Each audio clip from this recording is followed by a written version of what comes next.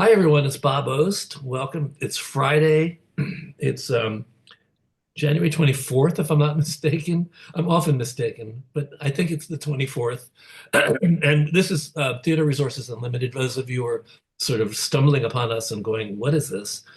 We're a art service organization in New York City area, and we basically support and nurture theater professionals and help them to understand and follow good business practices. We teach the business of theater, and we do it in many different ways. One of the things that we like to do since COVID hit back in 2020, we create. I found Zoom in 2020. COVID introduced me to Zoom, so we do this weekly community gathering where we get together and we talk about theater, and I have guests, and I'm always looking for interesting guests to talk about stuff with us. And I'm very happy to say that, well, one of the things that we've talked about frequently over the past 4 years, 4.5 years, is the Edinburgh Fringe. I don't know if you out there know exactly what the Edinburgh Fringe is, but it's actually the festival Fringe. There's something called the Edinburgh Festival, which happens every year in Edinburgh. It's like thousands, thousands of uh,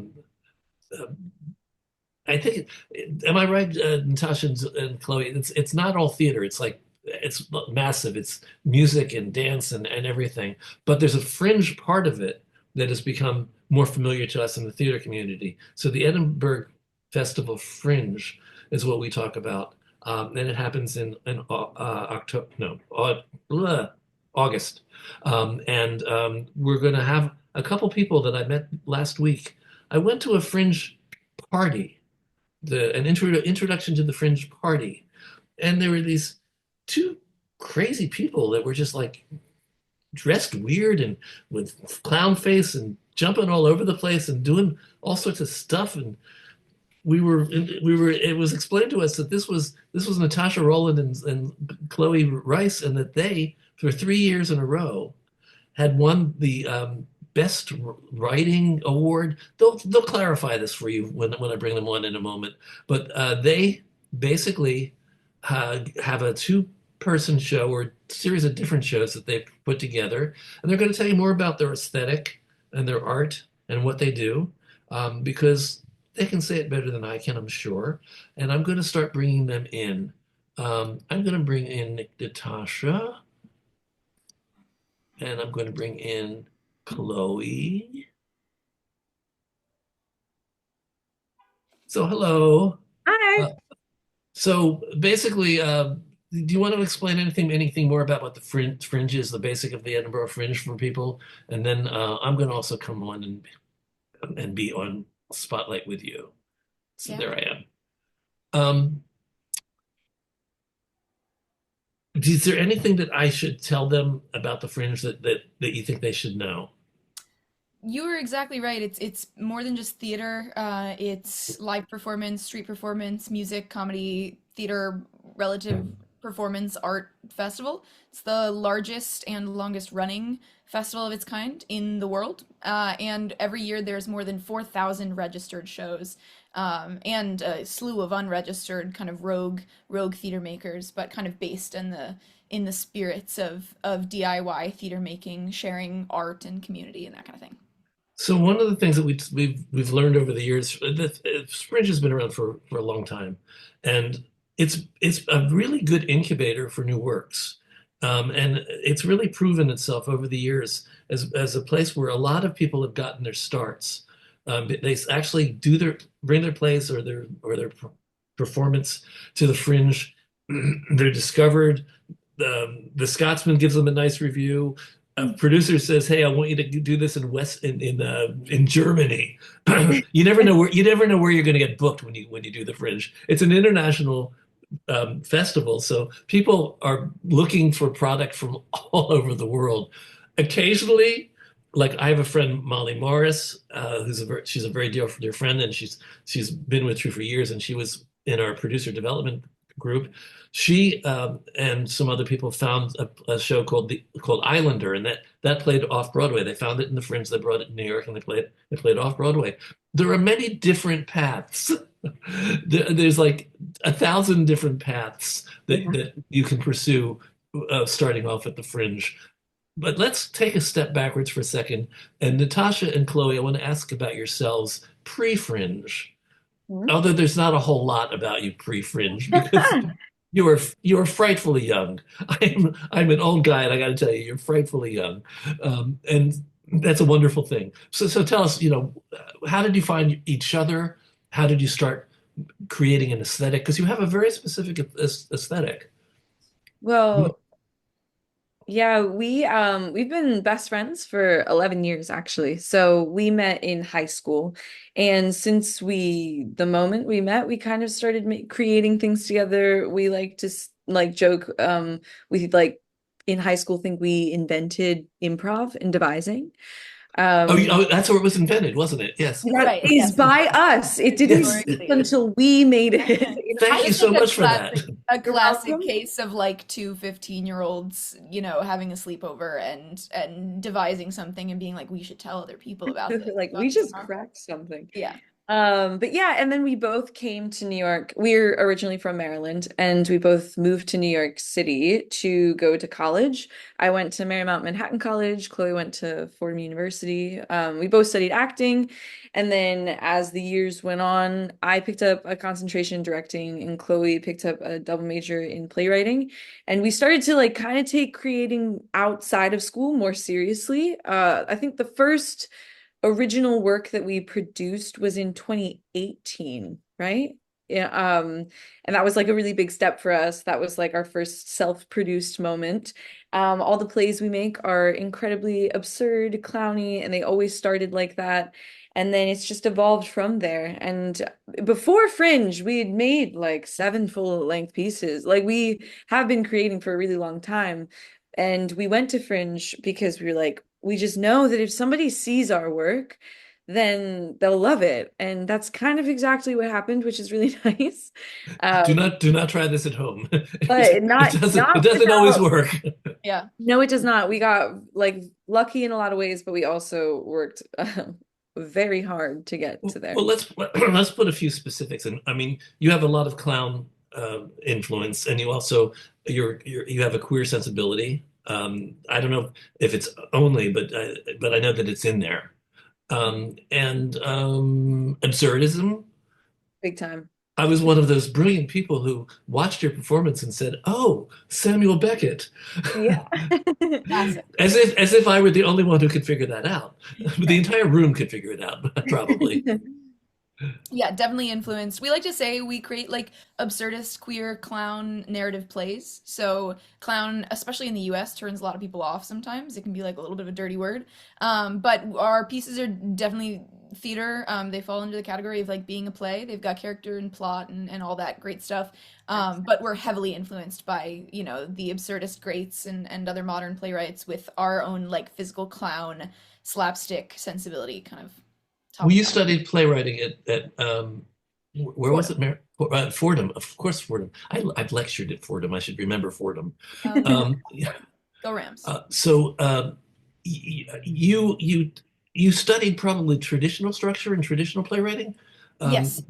there wasn't anything there for the absurdist queer inspired clown shows that you do. Yes, yeah. Luckily enough, my playwriting mentor near the end of my time at Fordham um, was really big into solo performance, writing for yourself to perform, and just kind of non-normative playwriting. He was really into that. So it was in my junior and senior year that he was like the biggest push support system to say like you can, you got to learn the rules to break them kind of thing. So I'm very grateful for the more traditional like playwriting instruction that I received, but near the end of my Fordham journey, I got the confidence push to kind of start breaking the rules once I'd learned them.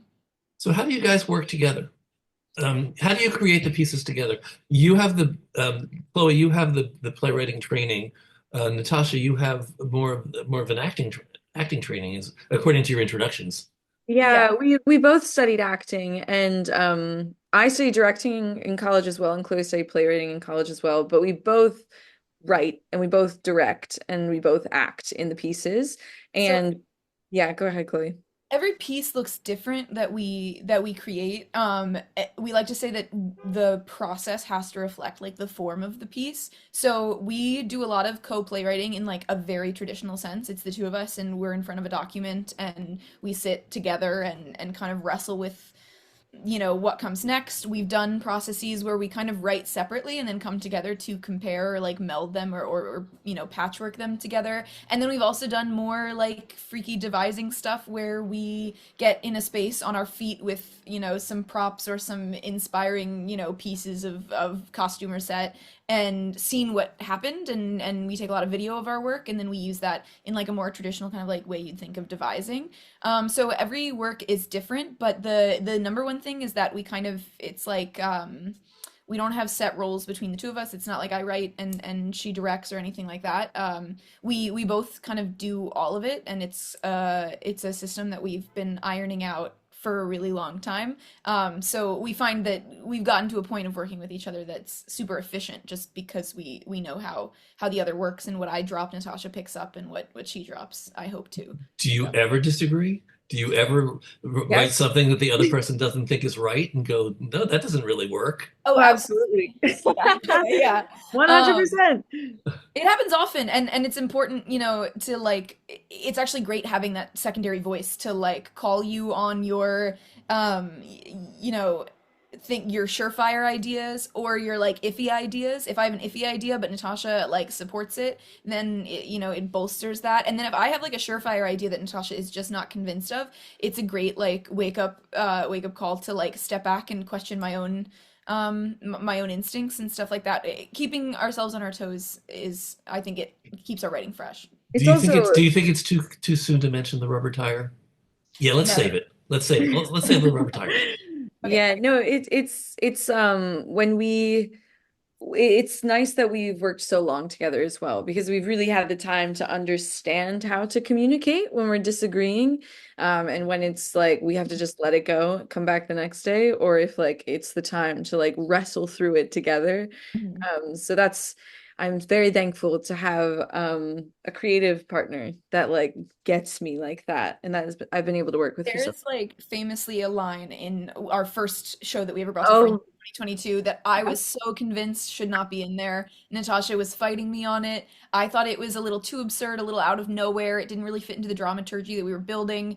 And Natasha, muscled back and was like, I really want to keep it in there. And we just came back from Canada and doing the shows in Canada. And to this day, it's one of the biggest, weirdest laugh lines in the show. And I'll eat my words. It absolutely should be in there. But it's yeah, like proof of it's concept.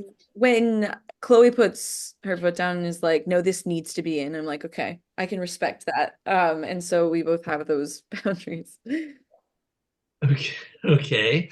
Do you want to say what the line is? Yeah. Out of Yeah, context, it's going to yeah, be. out It's of context, it'll make even less sense, but just, in context, it also doesn't make sense. Our that's first show and then the rodeo burned down. It's a rodeo clown cowboy farce about a rodeo clown that wants to be a cowboy, but then his shadow comes along and kind of challenges his notions of this place that he loves. And but it's a little meta theatric by the end. The clowns are trying to find the end of the play, or like they kind of can't afford to write the end of the play. And so Natasha's character out of nowhere says we couldn't even afford the tiny elephants this time. And there's no reference to elephants anywhere else in the play. There's no suggestion of like what that could mean. Like we don't tie it back in the end. And to this day, it just comes out of nowhere. It comes after a particularly kind of like tense moment. So maybe it's like the perfect release that the audience needs. But the crowd just goes like wild in a confused way every time that line comes around. So I can put the tiny elephants next to the rubber tire, and yes. Yes. create suspense about what are they talking about? Yeah. Yeah. We're going to get to the rubber tire later, right? Absolutely. Okay, good. So there are there are three shows that you brought to Edinburgh. Am I correct? I mean, there were three of them because Yes. you've won three for three. So that doesn't always happen. You know that, right? It Certainly never has not. happened. Yeah, we've been told we are the first people to ever do that consecutively. Nobody in Yeah. the history of Fringe. So let's actually look at the plays because you talked about how varied your plays tend to be. So you just told us a little bit about the first play, the cowboy blah blah blah. What is it again? And And then the then the rodeo rodeo burned burned down. down. And then the rodeo burned down. Yes. So stylistically, is there something that part of your aesthetic that dominated this play? Is it just different from the other two? I want to sort of set a framework and then contrast how the other two plays work as well. Mm. Yeah, this one definitely has the same sensibility of clown, kind of gender bending or just kind of regular gender, like messing with the perceptions of masculinity and femininity, and that's kind of clear across all of our pieces. This one definitely has like the influence of parodying the traditional Western, which is distinct from our other pieces. And this one kind of having that meta theatric like show break, we like to say, like the play itself breaks and we kind of break the character and deconstruct the play live in front of the audience while it's happening is also unique to this Yeah, piece. all our pieces have like an element of meta theatric, I think, but this one kind of directly calls it out and brings it in front of the audience. Okay, so I hope everybody in the room is clear about meta theatrics. If you're not out there, basically meta theatrics is basically when you're aware, you make the audience aware of the fact that this is a play, and you're you're self-referential. You're referring to your own work in ways so that it's not like it's breaking the fourth wall. Yeah, right. Okay. So what was the second one? The second play is called What If They Ate the Baby? And I And remember that one. That got a lot of buzz. Yeah. I'm glad. Yeah, that one follows whereas and then the rodeo burned down is kind of American Western. This one is like more like Stepford Wives. It follows like 1950s, two 1950s housewives. And it's incredibly stylized. But it's like if Groundhog Day meets Stepford Wives. There's Meets an like air the of Twilight Zone a little bit. surveillance. Yeah, there's an air of surveillance, and like, I'm thrilled that you know what the Twilight Zone is. I'm just Oh thrilled. yeah, are you big kidding big me? Twilight Oh Zone fan, my and we're talking gosh. original Twilight Yeah, Zone. yeah. But yeah, My the my, my formative years. right. So Me this show is also heavily inspired by the like concept of McCarthyism in American history about like paranoia, mistrust, the Red Scare, and how that intersected with queer identities and people who were queer at the time. But also just about femininity, performed femininity, and like the role and trope of the American housewife, especially the ways that it has kind of been bastardized and turned into this pinnacle of femininity, which may contrast the truth of the time. Who's to say? Mhm. And then the third piece. Our third piece is called A Letter to Lyndon B. Johnson, or God, Whoever Reads This It's at First. first. Yeah. Yeah, that's the long one. We make everyone say the full title too. Yeah. Um, and that one is about it follows two Boy Scouts that we play. And we like to say that it could be about two Boy Scouts playing soldiers, or it could be two soldiers reminiscing about boyhood. It touches a lot on this American childhood nostalgia that is unrealistic or hard to actually have, but also making commentary on toxic nationalism in America. All our shows, as you can like see, kind of have an Americana aspect to them, and this one is specifically with patriotism and nationalism, This takes place worship of president. it takes place during the Vietnam War. That's also important to point out. It's supposed to be inspired by like the late 60s. It's all Beatles music and super physical, absurd, and like Natasha said about idolization of the president, it's calling into question the role that figure plays in America, and the slippery slope of needing some sort of figure to turn to, especially when a country is in like a time of unrest. It has become very topical in the last couple weeks. Sadly so. Yeah. Sadly, has become more and more topical. Yeah. Yeah. So let's go back to pre-fringe. Where did you start performing before? I mean, you just didn't like leave college and go to the Fringe. I mean, there must have been something. Yeah, we did a lot of well, we got into a lot of trouble at our colleges getting away with stuff, borrowing, and stealing, and performing rogue shows on the weekends when our professors weren't there. And but we also worked with a lot of the kind of downtown theater haunts that have programs for artists who are emerging or artists who are broke. We were both, and are What both. were some of those programs? So the Tank is a huge one. They're on 36th Street. They never charge an artist to perform. They are the last remaining space in Manhattan that does that. They never will charge you. So it's always based on a box office split. You have to apply with kind of your proposed project. But we have since created quite the relationship with the Tank. We always say that that's like one of our like artistic homes here in the city. But the other ones are like Dixon Place is another great smaller downtown space that runs a lot of festivals and programs for readings and staged readings. One of which actually our premiere at Dixon Place was 5 years ago yesterday. I just got the like Google, reminder of when that was. But yeah, so places like that we started kind of branching out of working at school, and this was very low level, cheap and dirty self-producing. Self-producing. Yes, that's something that we promote a lot here at TRU. We encourage people to self-produce. Yeah. So actually, say a few words in favor of self-producing, because I know everybody in this room that they roll their eyes and goes, "Oh God, I hate self-producing. I just hate it." It's certainly not for the weak. I will say that, Yeah. especially if you're also performing in the piece. But it's more so that it's nice to self-produce in the control aspect. You get a lot of creative control, say on where your art goes and what it says and what you want it to say. Um, it's difficult, and like I think that if you want to make art, everyone has the capacity to make art. And so you can't wait for someone else to produce it because you shouldn't let someone else producing hold you back from creating. Mhm. Thank you for that. I that's what we keep telling people. And then they try to self-produce and it's like, I'm never going to do that again. Yeah. It's very hard.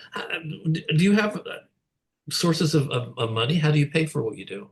Well, that's an So, great question. No, the short answer is no. We don't have any sources of money, and neither of us, unfortunately, come from like generational wealth or anything like that. That So makes three of us. yeah, yeah. In good company here, but when we were starting out, it was truly like taking advantage of the resources at our disposal, and it's part of the reason our aesthetic has become so minimal. Because it makes it easy. Minimal props, minimal set. Your load in is easy. It's cheap. You don't have to transport things. We stole a table from my university one time. Please don't tell them. But stuff like that. And then moving forward to closer to our Fringe journey and through to today, we did some crowdfunding, which is super helpful and also really painful to just kind of beg for money, especially with like the state of the world. I run a not-for-profit. My job is to beg. Yeah, it's to beg for money. So you're no stranger to yeah, Yeah. the kind of saccharine sweet job that is. But and then since then, because of our success at the Fringe, we've been lucky enough to work with outside producers who have funded our projects or theaters that fund and kind of just hire us to come and bring shows as opposed to us being in the full like producer's seat. Mhm. So tell me a little bit more about that. So you work with other people.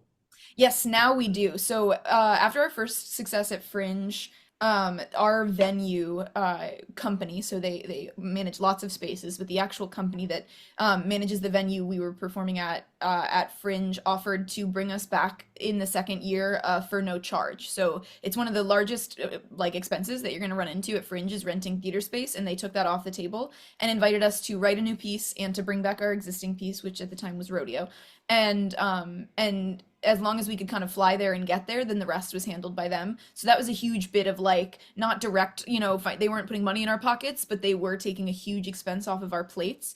But then since then, and in the coming year, we now get to work on kind of a higher model where theaters or theater companies or producers all over the world will reach out to us and they handle our accommodations and our flights and the theater rental and whatever, and then we get paid a fee to perform the shows, and then we just don't see any of the ticket money. So we're not in that producer. We always kind of maintain a level of executive production, like we maintain ourselves in that role. But when it comes to needing to worry about marketing or selling those seats or filling those houses, that's off our plate, and we kind of get to go and do the shows, do our jobs, take our fee, and go.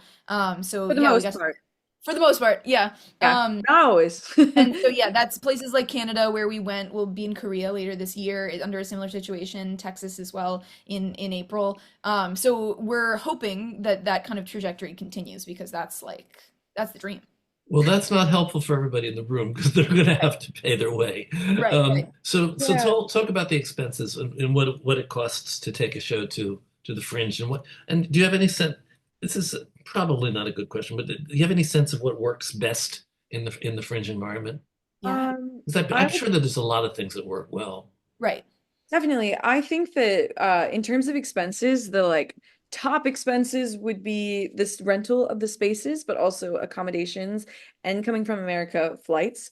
And you want to book those ASAP because they're already expensive. And then the closer you get, because it's a peak time to be flying to Edinburgh, the more expensive that they will.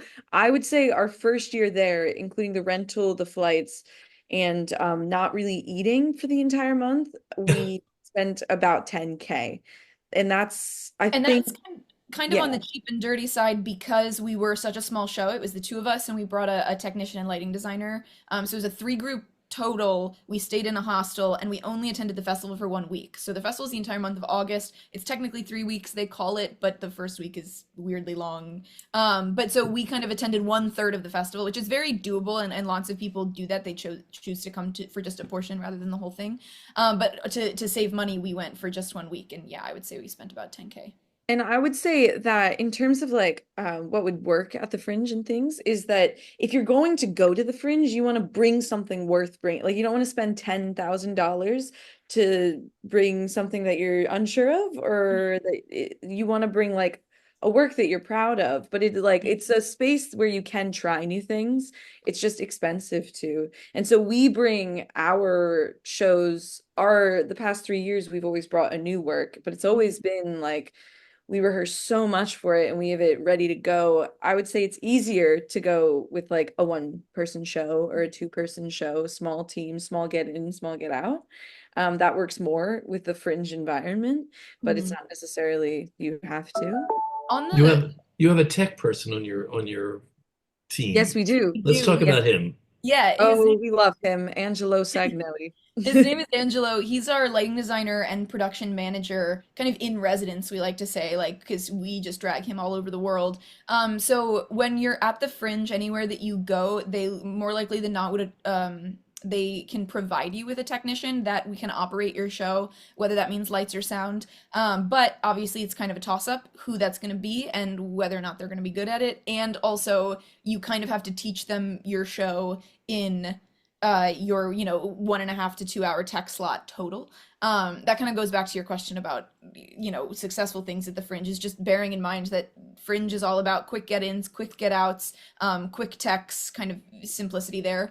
So we brought our own technician. We brought Angelo on for the first project, and it was a game changer to have somebody who already knew the show in the space with us. It was a game changer to have somebody who could, because you're sharing the space with so many different artists, he was able to point out and be like, I think these lights got refocused. He's got an eye for that kind of thing. And then also just having a third set of hands because you book an hour-long slot at Fringe and our show is 50 minutes. So you had 5 minutes at the top, 5 minutes at the bottom, and so it is like a mad dash to get the show set up and a mad dash to leave. And So that is yeah. specific to our venue. We're with the Space UK, and so they usually do have very quick get-ins and get-outs. That's also one of the cheaper venues, so it's Mhm. nice. If you spend more money, you get more time. Mhm. Um, but it's But it won't ever be longer than like 15 minutes. So yeah. you're not gonna have that like luxurious full day load in for a show. So We keep like that in mind. part of our rehearsals in New York are practicing the get-ins and the get-outs. It's like go time so that when they open we're standing outside the door, so when the theater opens we rush in, set up a table, set up chairs, and so we're ready to go, that kind of thing. So I think it's time for the rubber tire. Yeah, Perfect. well, that's part of it. So Yeah. our show, A Letter to Lyndon B. Johnson, or God, whoever reads this first, the only set that we have is a 33-inch truck tire that we roll on stage and that we use for various things to create scenes and uses different props. And part of like the reason is that we knew that getting into the venue and out of the venue would be the whole entire setup is to put the tire down and leave. So that kind It's of benefited was, us yeah. greatly. But it obviously it makes that end easier and then lots of other things hard because we couldn't fly with a 50-pound truck tire to the UK. So we did have to end up sourcing a very similar tire. A lot of our work is like slightly acrobatic. So we were doing lots of stunts on the tire. And so the size and shape and even consistency, like the softness of the tire ended up being really particular. And we had to have somebody in the UK source a tire for us that was as close to identical as we could get. And then we did the same thing in Canada. So now we're just kind of amassing a collection of very similar tires all around the world. Yeah. Okay, so who's got the siren? It's not me. Oh, okay. I just want to make sure there wasn't anybody in the room. Um, oh, what happened? He's um there you are, Chloe. Oh, okay. I muted you by mistake? No, no, you're not muted. No, I I muted myself to deal with the siren, but it seems to be going away now. Oh, okay, got it. Okay. I Yeah. just like what happened. Oh, Okay, so um we do have one question oh yeah. so far, which Let's is see it. it's very simple. He says, "Can you confirm that an ideal running length of a Fringe production should be about 60 minutes?" Yeah, that I would say 60 minutes or less. It was one of the biggest like culture shocks that we thought people would not see you as like a full-length play if your show was 60 minutes or under. The P audiences at the Fringe will not want to see something longer than 60 minutes. People try to do 7, 8 shows a day, like see 7, 8 shows a day. And so by and large, you're gonna be renting a 60-minute slot. Depending on the venue, that might be 60 minutes show length, or it might be 60 minutes including get in and get out. But that is just around where you want to be. Any longer than that, and the reviews will complain about how long it is. We had a friend who insisted on a 90-minute show at Fringe, and it was really tough to get reviewers in. It was tough to get audiences in, and every reviewer that did come said that it was too long. Yeah. So yeah, And it it's standard.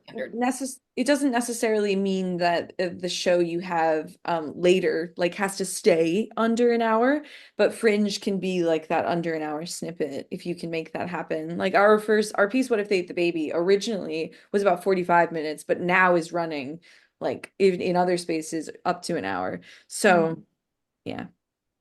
Keep it short for the Fringe. Um, I do think that there are shows that are 90 minutes though. Certainly. They You have just you're just not recommending it. Like I'm trying to think. I'm an Islander. Um, I don't know. I never asked Molly this. Did and it run 60 minutes in Edinburgh? I don't know, but I know that her show Man and Bull, I think is called, and that one is it was a two-parter. So you like came to one day to the show and then the next day to the second part. And so it does work. You can have a longer show. We found in our situation, the very DIY, like no funding, that kind of a situation, it's better to be under an hour. Mhm. And just thinking cost wise is that if you are set on your show being longer than 60 minutes, it usually involves renting two slots, two adjacent slots. Which if you got the money for it and the show needs to be that long, then like absolutely. But the things that we've seen be successful, including the other, like Natasha said, we're at kind of the cheapest venue, and a lot of the like award ceremonies and kind of those kind of situations that we find ourselves in, the larger venues and the more professional venues, the other things that are also winning these awards are just about the same in that 50 to 60 minute time block. Okay, interesting. To the room. Any other questions, guys? Before we I keep We think have a there, question from Donald Hall. Did you capture your show on video to show on a streaming platform at a later date? What's another expense? yeah, well, we definitely did capturing and archiving our work is like super important to us. So we do that at Fringe and even before Fringe, capture the full shows. Streaming platforms isn't something that we've thought about. Most of the time, we're getting archival copies for the sake of reaching out to producers, theaters here in New York, theaters all over the world. If they want to see the show and didn't catch it at Fringe, being able to send them that video. But for right now, we just keep those videos so close to our chest. But if a streaming platform was interested, I mean, absolutely. But Yeah. but yeah, so we have captures of all of our shows. Charlie Hitchcock wants to know if you have another show coming to the Fringe in 2025. And he So wants to also know what is the timeline for writing, developing, and otherwise getting ready for the Fringe. Mhm. great There's a question. specific question. Yeah, no, but it's good because we're kind of like in that limbo right now. So we can confirm we are returning to Fringe, but we're not giving any other details based on that. But to speak to the timeline, so Fringe registration just opened last week. So the earliest that you could have been registered for Fringe was last week. Natasha and I, this is how our creative timeline works. We usually begin idea, like kind of pilot developing an idea in the winter months, like November, December. We usually are coming up with the ideas kind of year round, but we settle on an idea in November and December and do a research period, and then the actual formal writing process would begin around now, around January. Um, I and will then say the yeah. last 3 years we brought a new work. We had to submit a title before the show was done being hmm written. So the deadline to be in the printed program for Fringe, you can register for Fringe all the way up through like May and June.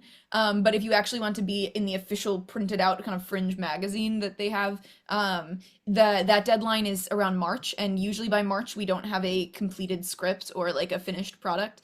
And with Fringe, you need to have a venue agreement before you register for the Fringe. So it's not like you get into the festival and then you go to find a theater. In order to even be included as part of the Fringe registration, you need to already have a signed agreement with a venue. So first step is venue, then you register for the Fringe, and then around then is if you have the funds for it, you try to buy your accommodations and your plane tickets. Is there Uh, ever is there ever a scenario where you register with a venue and then you're not able to get into the Fringe? No, I haven't. no, they're an open source, Yeah. the open source festival. So as long as you can pay and physically show up there, then you're allowed in Yeah. to the festival. Okay. What? First of all, forgive me for asking this. You have day jobs. We actually, I Not mean, anymore. not anymore. In May of last year, we quit our day jobs officially. We were both teaching kids. I was teaching kids how to skateboard and BMX bike. Chloe was doing math. And we Math? Yeah, I teaching was a math. math teacher. Yeah. Oh And dear. she's very good at math. She always calculates the tip for us anytime we go to dinner. But we we actually quit our day jobs because it was a lot to manage. The years prior we would work our day jobs from 7 to 7 and then rehearse 7 p.m. to like 2 a.m. And that was something that we couldn't manage to do a third time. So we Mhm. quit and we actually left New York for the summer. We moved in with our parents in Maryland to not pay rent and to just be able to focus. My mom's a yoga teacher, so we like blocked the entire show in the yoga studio she teaches at. So it was like free rehearsal space, free living situation. And we returned back to New York because we were very desperate to in November. And now we're kind of like finding gigs and have runs coming up and those kinds of things. So It's not glamorous, but we are technically full-time artists right now. That's amazing. Yeah. Very few people can say that. Yeah. yes, I hope that we can keep Congratulations. saying it. Yeah. Yeah. What is your plan? What do you hope to be doing in 10 years? Um, Ooh, and 10. making, how are you going to get to a place where you're making actually a living as performing artists? I love this question because I like to say where I hope to see us in 5, 10 years is doing exactly the same thing and just on a bigger scale and getting paid more to do it. So we're right now in the like kind of messy process of publishing and licensing our scripts because we've had interest from other people that want to perform them, which is so exciting. So I like to say that like 10 years from now, if we're able to be developing new work, attending the Fringe, if that's what we still want to be doing. We love going there every year, while simultaneously, like and then the Rodeo Burned Down or our other shows are being performed. There's a production in California, and there's a production happening in London, and then we're performing in New York. So yeah, that's the goal that we're trying to just continue to have this like working, developing new work cycle. Eventually hoping to be able to like pay for groceries and stuff while doing it. As actresses, if a gig came up like to be on a soap opera on TV, what would you do? I'll take it. Yeah, yeah, we've run into this. Natasha and I both have acting representation here in New York, and so we are Oh. simultaneously auditioning for TV and film while this is happening. And yeah, Natasha was filming the past 3 days, working on something, and yeah, we take the gigs as they come and make our schedules as they come, and you got to pay the bills. We also know that there's a lot of routes to the top, if you will, or getting attention from the right people. And so right now we're kind of doing the hardest route where we're letting our work speak for ourselves. And once people come into the door and see our work, then they're like, "Oh my God, this is amazing. Why haven't I heard of you?" And then we're like slowly climbing the ladder. But we can recognize that if one of us booked like a major motion picture, that would also be a door opening for our company and for our work, that it would put us into rooms. So it's like, yeah, if Xhloe books the next Marvel movie, I think that she should take it. Definitely. Yeah. I'm seeing some questions from Charlie. I don't know if you want us to address them Yeah, in go the for it. Go for it. Yeah. Fringe. Yeah, so any Marketing. tips and tricks for marketing your Ed Fringe show? Well, we always say don't skimp on the visuals, like your assets and stuff like that. You can Mhm. do like I keep saying the phrase like cheap and dirty. We keep doing it the like DIY way, but we always shell out to rent a studio and hire a photographer to get assets for the show. Because the competition, it's just so overly saturated with new work at Fringe that flyering is a huge practice at Fringe, handing out flyers and describing your show to people. So the other trick that we always used at Fringe was that we would flyer always in costume. We would never hand out a flyer if we weren't in costume. It helps to attract people to you. And we would never let someone flyer on our behalf. That's also a big thing at Fringe. You can hire flyerers to talk about your show for you so that you don't have to be the one doing it. But we find that making the like personal connection, it's kind of a quality over quantity argument here of marketing your own show, talking about it to a group of people, always resulted in more like audience turnover. I will say also, the most powerful tool, marketing tool, is word of mouth. We, after every single show, if you can take one thing away that you should be doing at Edinburgh Fringe, it's that you should have a post-show speech. We, after every single show, after we're done bowing, we tell everyone who we are. We're like directly address the audience. We say who we are. We say where they can find us on social media, on our website. And then we let them know that we would love to chat with them outside. And it's now become like a thing that we're known for, that you can talk to us after our shows. And some people wait for up to like 2 hours to like ask questions. But that kind of personal connection translates from one person seeing your show to 3 people the next day to 12 people the next day to it's amazing. It's a very slow process, so it can be kind of, if you have a shorter run, it can be tricky, but word of mouth is aggressive, especially in Fringe. But Mhm. doesn't that cuts a little bit into your actual running time? Oh, and they shoo us out. Yes. Oh, yeah, it does. Usually our post-show speech is said while we frantically like clean up the Clean the stage stage. and start to Okay. get people, yeah, get people out. But yeah, and even if it's just like a 30 to 60-second thing, the direct ask makes a huge difference. The number one thing when people come and talk to us, we ask them how they heard about us, and I would say 90% of the time it's via somebody saying like, I got recommended your show. Yes. Yeah, and then Charlie said, do you now do full 3+ week runs at the Fringe? Any thoughts about how to best survive that run? So Well, yeah, in years in the past, we do the full run of the Fringe, which is about 3.5 weeks, and the past 2 years we've done 2 shows at Fringe. So we were sometimes performing 2 shows a day. We would do our previous year's show as well as premiering a new show, usually at like 6 p.m. and then at 8 p.m. So it's definitely like a marathon. You have to like pace yourself. There like is absolutely something to be said about like taking care of like your bodies and your souls and your minds and stuff when doing something like that. But another big thing is to like we manage our expectations in terms of what we can actually accomplish at Fringe, especially when it comes to like seeing other work. We love to Yeah. see other shows, but we are not those people that get to go see 7 shows a day. I think we saw less than 10 shows total in the entire month of August when there were people seeing 60 plus shows while they were there for the month. Just because you can't sacrifice rest when you have to No. be thinking 3 weeks, ahead. Especially at Fringe, there's something called the Fringe flu, which is very real. And it's because there's like an influx of people in this tiny town that is not built for that many people. And so almost every single year, one of us or all three of us, including Angelo, has gotten like very ill at some point. It So was it's me just last year. Yeah. Chloe was on death's door last year. But so you have to be able to take care of yourself. That is like self-care is more important, I think, than seeing shows. Hmm. So making sure that you're okay, getting enough sleep, or at least trying to. Hmm. So yeah, sometimes it comes down to accommodations. We've had less than stellar accommodations in years in the past. Hostels, Yeah. underground accommodations, 15-person mixed gender bunk bedrooms that have been craziness. And if you have the resources, shelling out for a more private or just an accommodation where you'll get more sleep if that's important to you, is sometimes worth it. It's kind of As something it should be. we're Yes. trying to prioritize that. Yeah. I'm seeing, well, Tony Hart wants to know, actually, I think the question is really, what do you do on social media? How do you promote yourselves on social media?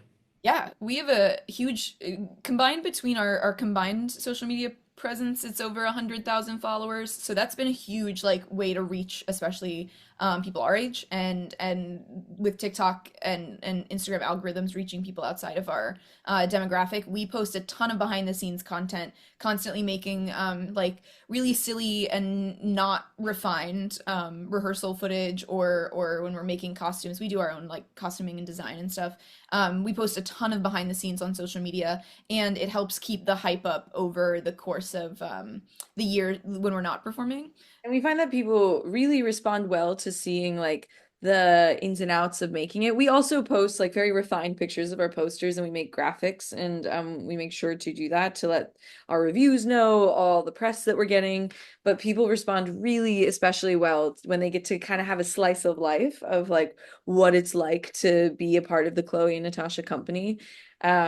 Is what And we yeah, so because of Fringe and those are international audiences, now anytime we post that we're heading to somewhere in the world, we have followers commenting that they're like, "Oh, this is close enough to me. I can, Mhm. get there," and that kind of thing. So that's ever So, growing, but we definitely use it as a tool. so Yeah. which platforms do you use? You mentioned TikTok, and TikTok is where you have the 100,000 combined followers. It's more like 70,000 on TikTok, right, Natasha? So Instagram and TikTok are our two main ones that we Yeah, use. So, I would say Instagram more so.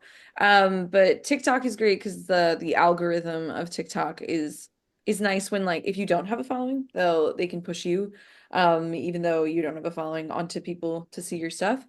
But I think it's incredibly helpful to have a page for people to go to. Even like having a website is great, but staying connected with people is really important. So if you don't have an Instagram now, I would suggest making one, even if it's just for your show, just so you have a place to direct people to Mhm. afterwards. If you have a QR code on your flyer or That's anything, that's where people will be looking for that's where you. people will be looking. That's like how they're gonna message you about questions. And that's how you also form an even further connection with your audiences. We have Yeah. like diehard fans now. We did merch for the first time last year, and we sold out everything, and we weren't expecting to. And it's because we have these people that we've like kind of cultivated these relationships with through they see our shows, and then we stay in touch on social media, and we're like, if you wear the shirt, tag us, and it's Yeah. kinds of We things. take the social media interaction really seriously. So you are guaranteed a response if you reach out to us. Like we spend time, part of our post show speech is asking people to post about us. And then we make sure that we respond to every single person that posts about us. It takes like 2 hours, like after the show, before going to bed, you scroll through and make sure that you're giving everyone a response. so But you're we not getting enough sleep. No, certainly not. And That's that's a why we're little trying. of the We're reality of certainly it. trying to. But yeah, so definitely don't neglect social media, especially at Fringe. It's everybody is on Instagram at Fringe. Quick question is a quick follow-up is first year at Fringe versus third year at Fringe. Where did you start in terms of your social media presence? Where were you when you first started? I don't Actually, know. I We wasn't. didn't have a Instagram we didn't have a combined Instagram the first year. We just kind of went with our like personal accounts. Mhm. And Natasha had a little bit of a following on her personal account our first year, but I would say we were combined about like 10K our first year. So kind of tenfold in the past 3 years. So it's been a growing thing. It didn't just like suddenly happen. You worked No. on it first, second, and third year. Yes, Your first year you were smart enough to know to do the after performance speech. Yes, yeah. absolutely, absolutely. Did somebody else tell you that? I actually, No, no, I don't think so. no, No. but we were so I'm kind of anti post or pre-show speech. Just, it's like the pretentious artist in me that's like, I just want it to speak for itself. But somewhere like Fringe, we realized such a spike the first day that we asked people to post about us.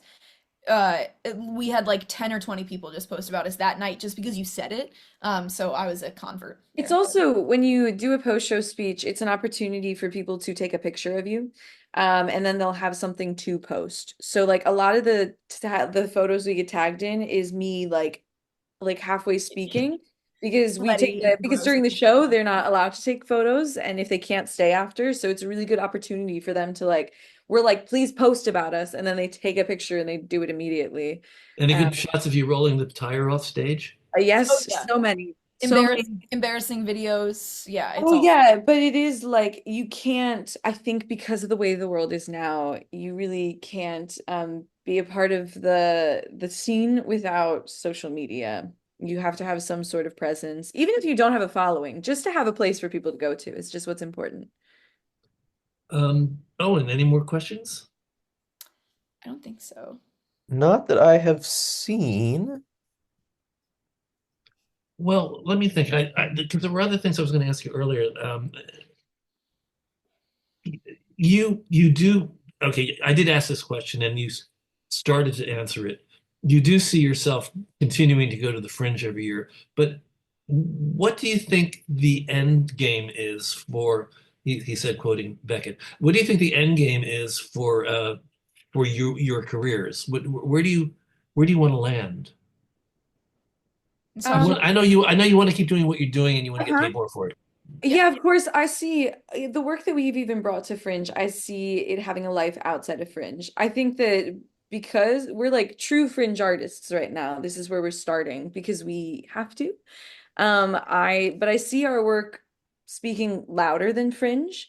And so I would love for us to be produced outside of it. I would love for Fringe to become something that like we donate to one day. And like I would love to help artists like us later that we can get to the point where all the people that kind of like were the stepping stones, like the Tank and the Fringe, that we can then provide resources to help artists that we are now in the future. Mhm. But I see our work going to Broadway, and we've had a lot of conversations with people who agree with us, and then people who are like, I don't know if it's commercial enough, and we're by no means like reinventing the wheel, but I think that we want to be part of a new generation of theater and alongside a lot of other trailblazers, especially with like absurdism and clown, and kind of just creating a new commercial theater, if that makes sense. Yeah. It makes sense. It's a goal. It's a goal. I'm wishing you well with it. Thank you. Maybe do you see like any chance of maybe getting booked in an off-Broadway show theater like the Soho Playhouse or something? You know what? I see that happening so soon. Hmm. So actually, yeah, we're a part of the Soho Playhouse Encore series. Thanks for the lob up for that, Bob. But We that opens February 8th, so about 2 weeks from tomorrow. We run February 8th through February 22nd. That'll be A Letter to Lyndon B. Johnson or God, whoever reads this first, that show. So those of you in New York would love to come by. Let me drop a link in the chat about that. But yeah, so Soho Playhouse does an off-Broadway encore series of kind of the best fringe all over the world, and we'll be luckily a part of that. So would love to have you there if you guys are able to make it. And it's You know, really exciting. It's our off-Broadway debut of our writing. So it's a very exciting time for us. RK has actually a question that I should have been asking, which is, how are you getting the gigs? We know how you're doing Fringe. How are you getting your other gigs? Because you say you're getting gigs. Uh-huh. You're having a career here. It's not Yeah. just the only time that you're actresses is when you're in Edinburgh. Yeah, absolutely not. No, a lot of times it's a direct result of our work at Fringe. So even when you register for the Fringe, you get to check what your goals are, and you can say that it's like further opportunities, representation, whatever. And we always kind of check off that we're looking for like further opportunities. So almost everywhere that we're traveling this year and our paid gigs that we're doing were as a result of somebody seeing us at Fringe. So the South Korean producer had seen us at Fringe. The Texas festival we're attending had seen us at Fringe. The Canadian producer that we just worked with had seen us at Fringe. So it's either direct or indirect from the exposure that we've gotten at Fringe. We have people here in New York also doing the like, I heard about you at Fringe. I wasn't there, but would love to have you, perform this spot or guest at this clown show or that kind of thing. I would We've talked. say that in order to do that successfully, you just have to really chase people. The man that helped us, the producer that took us to Canada, was 2 years of us following up with him and him following up with us. And so sometimes it's a slow burn where it's like you just never know. It's something that like I've learned so hard. You never know when someone is going to randomly come through for you. It's the same with Korea, and that one was even quicker. So it can be fast, it can be slow, but I would say do not discount anyone in your audience. And try to make those connections and then try to nurture them. We had another Fringe. Do you know Clara Francesca? Yeah. You know Clara. Yeah, she was on the show a couple months ago, and I think she was the one who talked about the possibility of actually creating a career doing the Canadian Fringe circuit. Mhm. Have you heard of that? Have you considered that? Have you thought about Yeah, going absolutely. from one cold place to another? Yeah, well, Canadian Fringe, they have the Canadian Association of Fringe Festivals, does what they call the CAF lottery, and that's a really cool thing where you get to kind of automatic acceptance into all of the Canadian fringes, and you can do all of them, sequentially across the country, and they cover your travel and your accommodations and stuff like that. Canada in general has like a really buzzing fringe scene. Edmonton Fringe is one of the largest ones. Vancouver Fringe is a really big one. That if Edinburgh Fringe, the structure is a little bit different, and certain venue like it doesn't work necessarily the same as like open access where anyone can just go. But if like dipping your toes into fringe festivals and Edinburgh seems like a little too far and expensive for the first time, I would highly recommend. We haven't attended as artists any of the Canadian fringes, but we've worked with a lot of artists who have, so would highly recommend trying those out. We haven't really talked about we haven't really pulled out the idea of what you can actually make. I mean, you don't go to the Fringe Festival to make money, but you do participate in the box office, so Mhm. you get some money back. Yeah, Yeah. if you're paying for the rental, I think you get all the ticket sales with our venue that we're Yes. with. That's usually the deal that they you'll either be on a split with a guarantee, meaning the house needs to have a guaranteed amount of money they'll make, and then you both start making money. Or for example, at the venue we go to, which is called the Space UK, you pay the rental fee, and then all the box office is yours. I think it was Clara who talked about the what was it she said? She was talking about get well, first of all, the Canadian fringes are actually set up so that there's a logical progression in terms of the time chronology. They don't like randomly have you go from one end of Canada to the other end of the Canada. Right. Right. There's a pathway. Right. And she also talked about ultimately it's not, is it possible if you do the Canadian Fringe circuit, is it possible that you actually could make money going from Fringe to Fringe to Fringe, assuming that you're selling out? And this is what I wanted to ask you: how many performances do you do in Edinburgh? We for one show, usually between 23 and 25, but because we usually bring two shows, our number I think last year was 32 performances in the month. Okay, and the ticket pricing is You get to uniform? Yeah, no, you get to choose. It's completely customizable, and we charged, I believe, £10 for a ticket to our show last year, and that's fairly average for smaller house shows. And Mhm. when I say like a smaller house, 50 to 100 seats is kind of small to average Our at Fringe. first our first year when we didn't know anything, we actually tried to make it completely free. And our venue manager suggested that that was a bad idea because people will actually not want to see your show if it's free. People are going to want to pay to see the show, to know for the like confidence that it's good. So Yeah, it's a competitive market where you actually have to charge something. yeah. Yeah, yeah. If But we you actually we have managed to profit at Fringe for the first time last year. So it's like it's doable, and obviously there's a fair amount of luck that comes with selling out, but charging that around, 10 to 12 pounds per ticket for the full month, we were able to walk away with a fair amount of money. We were in a 100-seat house. Mhm. Rob Hoffman wants to know if you would consider being paid Fringe consultants, and I think you are already, aren't you? Absolutely. I mean, we've been kind of asked to serve on like panels and stuff like that for Fringe advice, but never for a particular show, but absolutely something But we'd I be would interested love, I in. would Yeah. love to be a paid fringe consultant because we do know a lot from the artist side as people who self-produce. Hmm. So I think that's what's like the trickiest. There's like often a disconnect because there's a lot of artists going that have a ton of funding and they're just like, just go. And so we have a lot of experience self-producing for Fringe.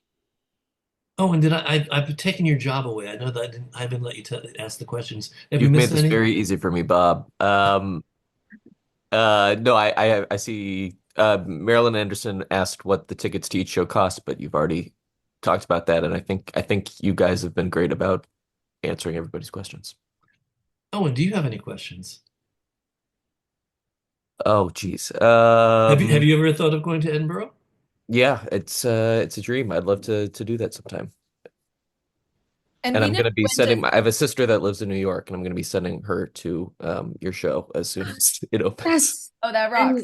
And I think there's a code. If we use code Scouts, I think is what it Oh is for yeah, tickets. Code discount code. Oh, uh yes, definitely put that in.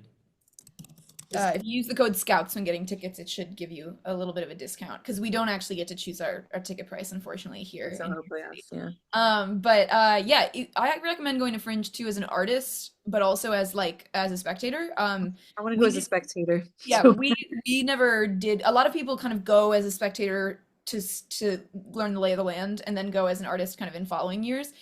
So if you have the resources, going as a spectator is there. It's also just like loads of fun, and there are shows from 8 a.m. all the way to 3 a.m. to see like a weird like.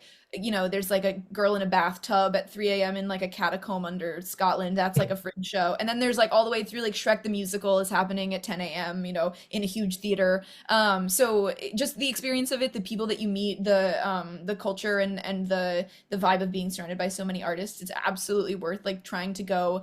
As long as your goal isn't to like walk away with hundreds of thousands of dollars in your pocket, that the yeah, would highly recommend. You won't regret going, yeah, as long as your goal isn't to make money. Oh, and we overlooked Susan Crawford's question. You want to go for that? Susan. She, Oh, yeah, so I did reply to it in the chat, but she's asking if it's acceptable to submit a section of a longer piece as opposed to a standalone 45 to 60-minute piece, and I would say absolutely. We see that a lot, both with new work and like people bring classics a lot to Fringe as well, and most of the classics don't fit into 50-minute slots. So doing the 60-minute Hamlet. And we've seen it, and we've We've seen it seen done it. well and also not well. The Oh, Scottish play is also a huge, really popular thing to bring to Fringe. So imagine any kind of riff on the Scottish play you can imagine. It's been done at Fringe, in and it's been done in space, an hour. Yeah. the Um, ocean. but to answer Susan's question, absolutely, a section it's super common. Yeah. Either some sort of truncated thing where you slice it, or kind of shoved into 60-minute adaptation. Yeah.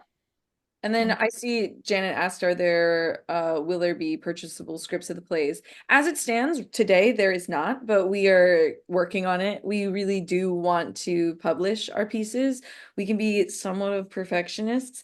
And the way that the scripts are written right now is slightly unintelligible because we write for ourselves to perform them. And because we know each other so well, there's parts of the script where it's just like, and then we do that one thing with Mhm. the head tilt. And Yeah. I don't expect anyone to understand what that means. So we're editing them and we're in the process now of licensing and Publishing, hopefully, so that they can just be purchased. But thank you. You, I'm glad that you're doing.